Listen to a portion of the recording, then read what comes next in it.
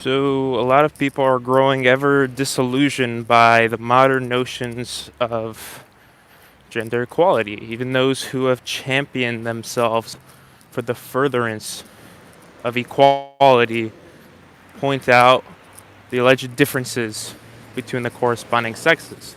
Feminists, for instance, say, well, men, a lot of feminists, not all, say men are rash, belligerent, unprincipled, and perverse.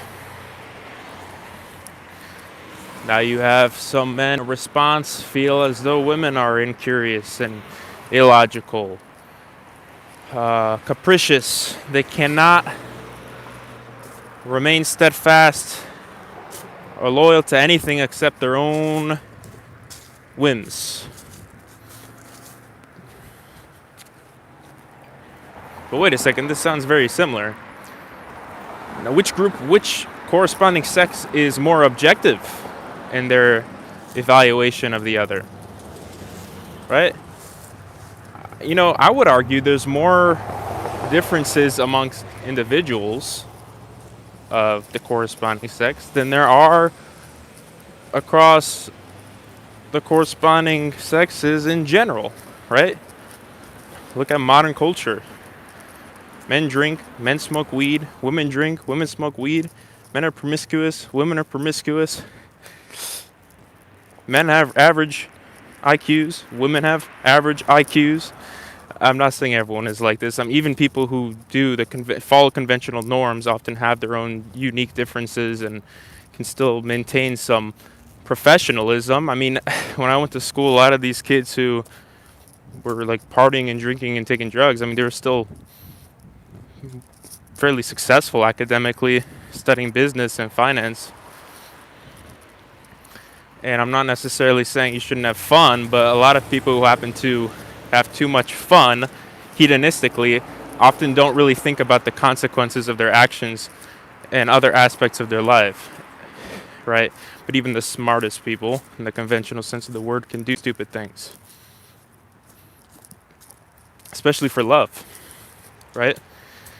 But, a lot of people, even like they're going through this evolutionary psychology stuff, and they're saying there's some deep-rooted differences because of environmental pressures the corresponding sex had. But I've personally seen women being very demonstrating a very real capacity to be logical, maintain a job, whether it's in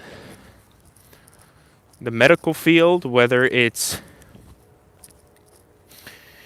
some spiritual pursuit, and don't twist my words and say I'm equating spirituality with logic, but just conforming to something, to some principles coherently and remaining steadfast as much as possible. I've seen it.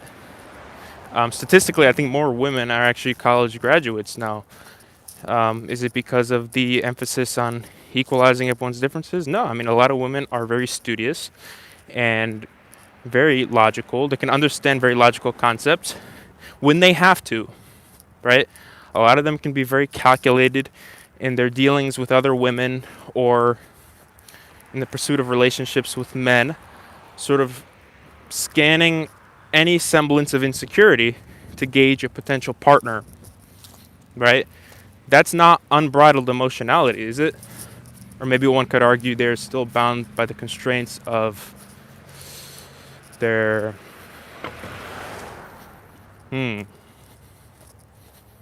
grandiosity? I don't know. Right? I said in a previous video, selfishness doesn't make someone unique. You're just mirroring other people's selfishness.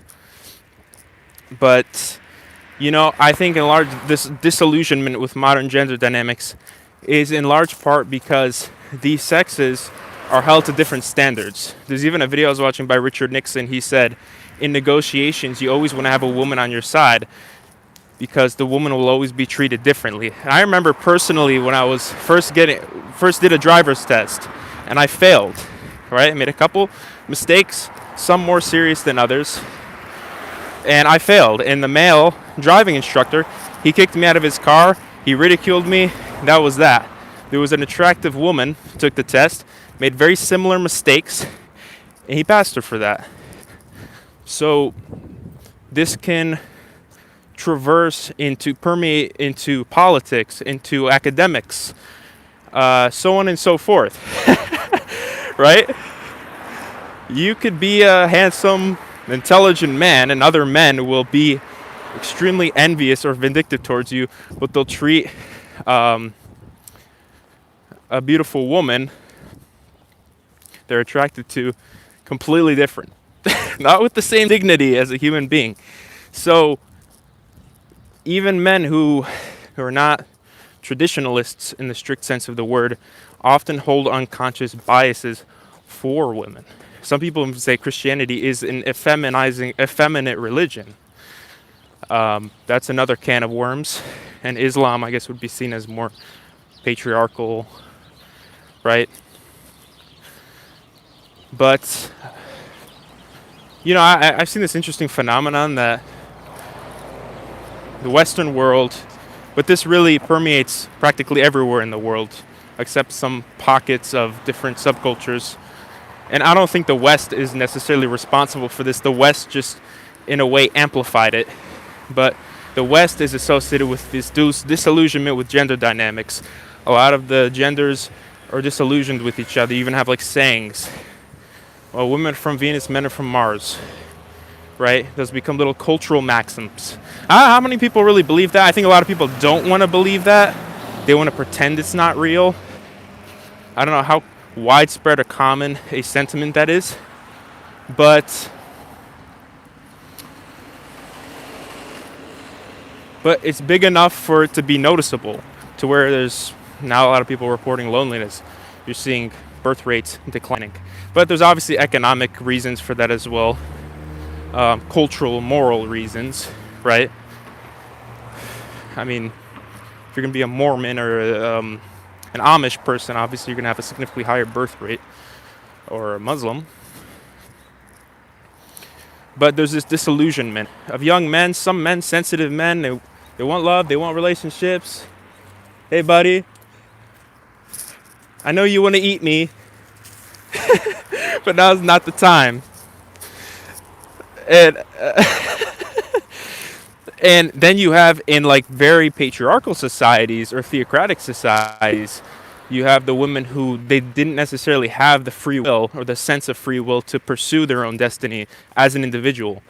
So each culture can become disillusioned with their corresponding culture, and that can create some connection between those people. You find a lot of like Western American men, they say they found some love in another culture.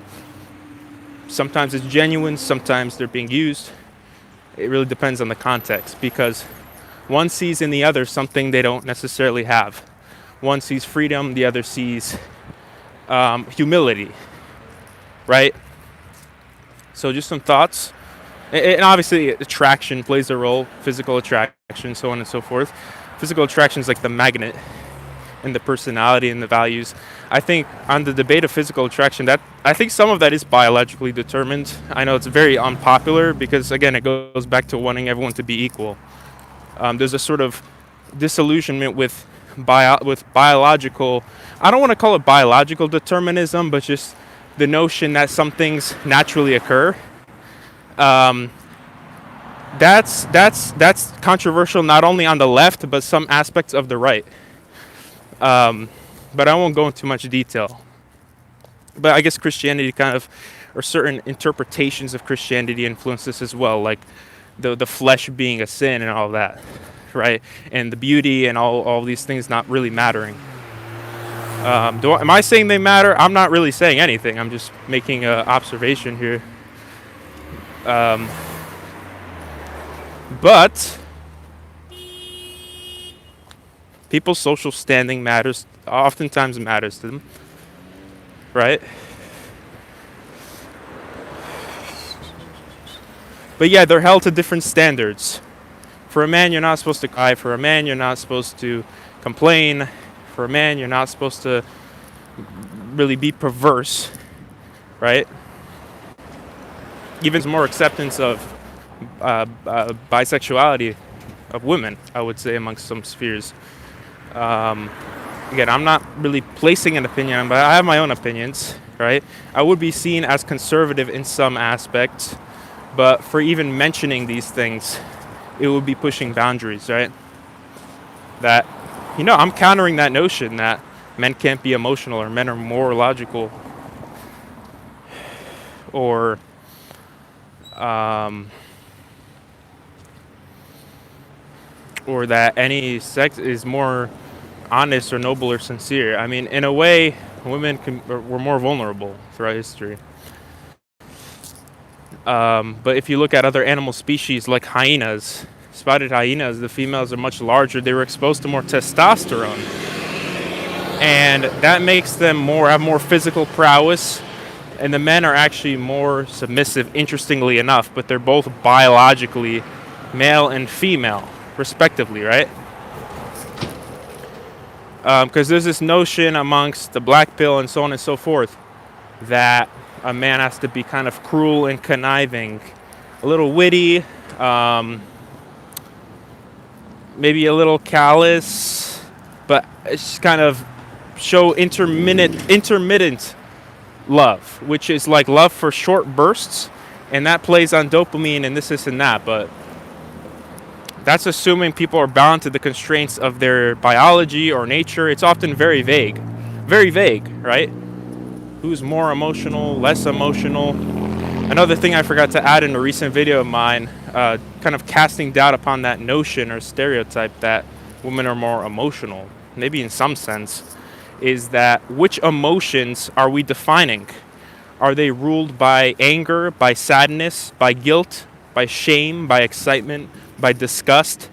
One might imagine that each emotion would sort of temper or balance out every other emotion. So if you had been ruled by extreme anger in one moment, extreme amount of shame consistently, given that anger was unwarranted, shame might actually allow you to reflect on it. So in a sense,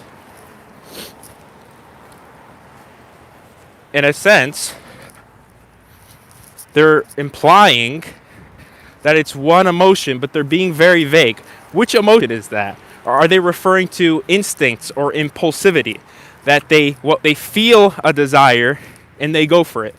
They see a man they like, but then one moment that man doesn't fit this description in their mind of being machismo, the man cries, and some women do this, they'll leave the man because he's too weak for crying once about something. I even read one woman, her boyfriend had experienced a loss of a relative, and he had broken down.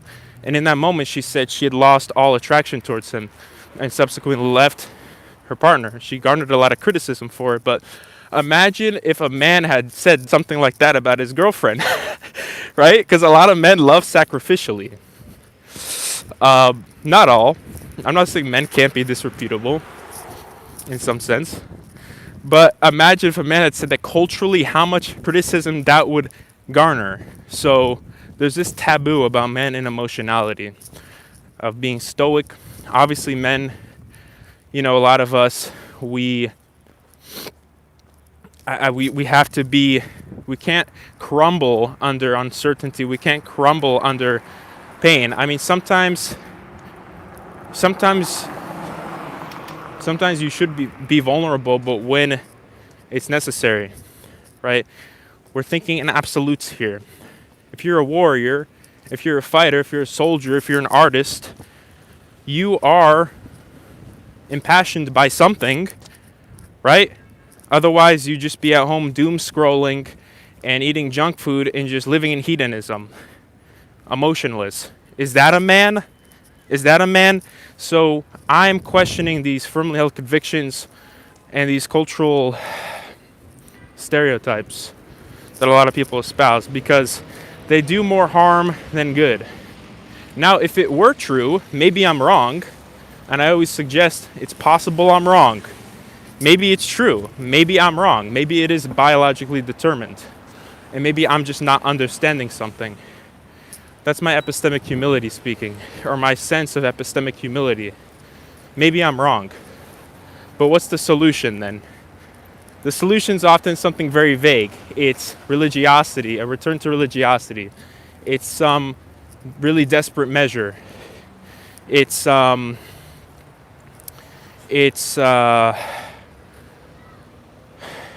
radical change men have to make in terms of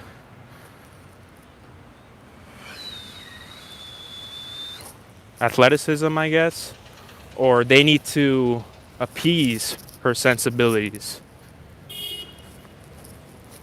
They need to play the game, basically. They need to learn how to play the game. Again, does that really make you a man if you have to change who you are just to appease someone? But there you go.